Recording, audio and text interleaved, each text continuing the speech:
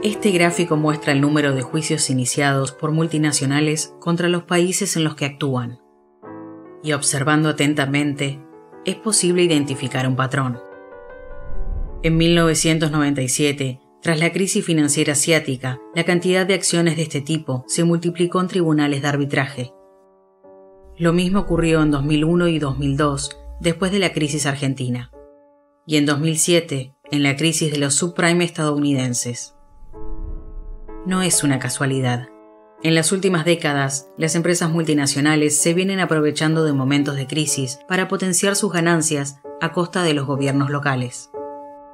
Y ahora, por lo que todo indica, ese ciclo tiende a intensificarse una vez más. Todos juntos contra el COVID es el nombre del convenio que se ha firmado este día entre el sector público y el sector privado. En México, Andrés Manuel López Obrador anunció la unificación del Sistema Nacional de Salud junto a los hospitales privados. Suspender los aumentos de tarifas de la telefonía celular, de la telefonía fija, de la internet al hogar y de la televisión paga.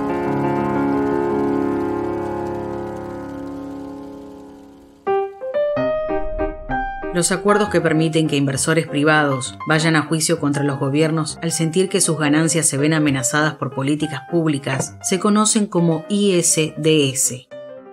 El mecanismo se introdujo en América Latina en los años 90, cuando se intensificó la formación de los tratados de libre comercio en la región. Desde entonces, los países latinoamericanos pagaron cerca de $22.000 millones a empresas extranjeras, un valor superior al PBI de países como Nicaragua y Haití. Los acuerdos de ISDS funcionan de la siguiente manera.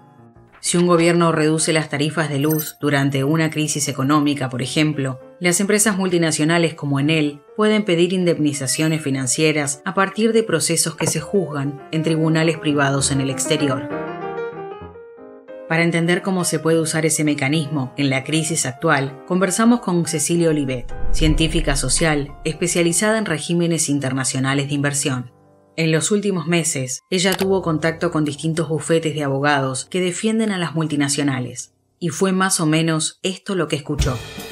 Más de una decena de bufetes de abogados especializados en el arbitraje internacional de inversiones comenzaron a publicar anuncios para sus clientes, a organizar webinarios donde anunciaban, y yo diría con entusiasmo, que las medidas de emergencia en respuesta a la COVID-19 que los gobiernos alrededor del mundo estaban tomando iban a dar lugar a un boom en las demandas de inversores extranjeros ante tribunales internacionales de arbitraje. Y por lo tanto están esperando que esta nueva crisis que vivimos hoy abra de nuevo una oportunidad para grandes ganancias.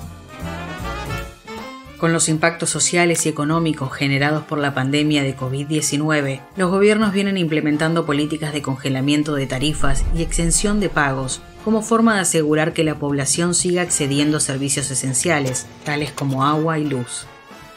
En el área de salud, por su parte, algunos países han empezado a demandar la utilización temporal de camas en sanatorios privados y la quiebra de patentes de insumos médicos y testeos.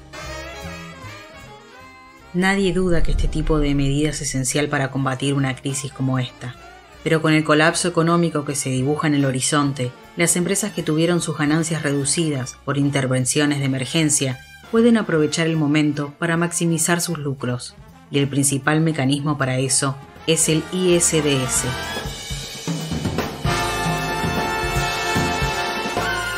En los últimos 25 años, al menos 170 procesos de ISDS han sido iniciados por transnacionales contra países latinoamericanos. En ese periodo, el 70% de las acciones judiciales obtuvieron fallos que beneficiaron a las empresas, generando pérdidas astronómicas para los gobiernos locales.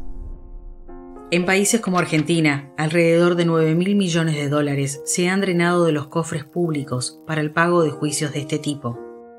Un monto que sería suficiente para construir más de 30.000 camas de hospital en el país.